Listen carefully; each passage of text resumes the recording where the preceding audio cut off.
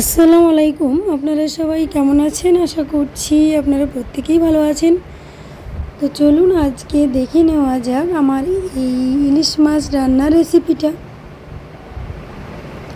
তো এখানে আমি 3টে ইলিশ মাছ নিয়েছি এইরকম সাইজের। তো ইলিশ মাছগুলো ভালোভাবে পরিষ্কার করে ধুয়ে পিচ করে নিয়েছি।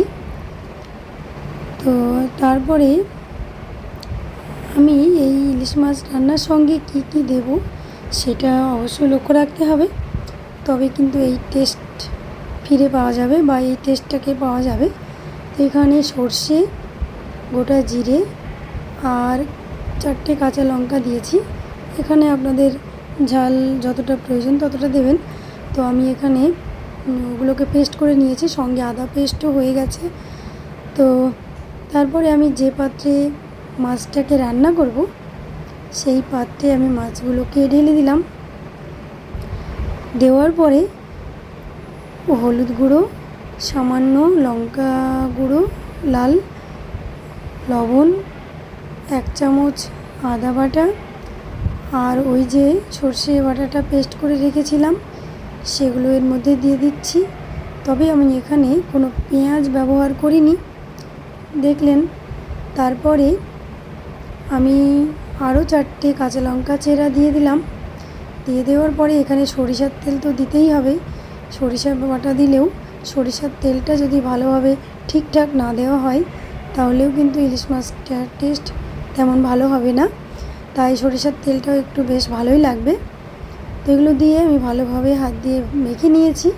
নেওয়ার পরে এবার আমি পরিমাণ মতো জল দিয়ে দেবো। তো অবশ্য জলটাকে দিয়ে ভালোভাবে মাছগুলোকে ঠিকঠাক জলের সঙ্গে ডুবিয়ে নিতে হবে। আর খেয়াল রাখতে হবে কতটা গ্রেভি রাখবেন ততটাই কিন্তু এখানে জলটাকে ব্যবহার করতে হবে। তো সেই মতো আমি আন্দাজ করে জলটা দিলাম।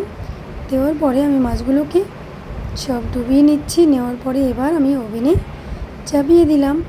দেওয়ার পরে আমি ওভেনটাকে অন করে দিলাম। এবার আমি কিছুক্ষণের জন্য ঢাকা দিয়ে রাখব। তো ঢাকা দিয়ে রাখার পরে দেখব যে আমার মাছ রান্না কমপ্লিট হয়ে গেছে। আর খুবই সুন্দর লাগবে এরকমভাবে যদি ইলিশ মাছ রান্না করা হয়। আর আমার এই রান্নাগুলো যদি আপনাদের ভালো লেগে থাকে তাহলে অবশ্যই আপনারাও একবার ট্রাই করবেন। আর পারলে আমার এই ভিডিওগুলোকে টাইমলাইনে রেখে দিতে পারেন, পরবর্তীতে অবশ্যই কাজে লাগতে পারে।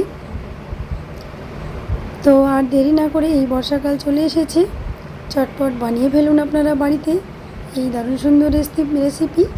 আর আমার এই ভিডিওটিকে প্রথম থেকে লাস্ট অবধি যে দেখলেন তার জন্য আপনাদের অসংখ্য অসংখ্য ধন্যবাদ রইল। দোয়া করবেন সবাই।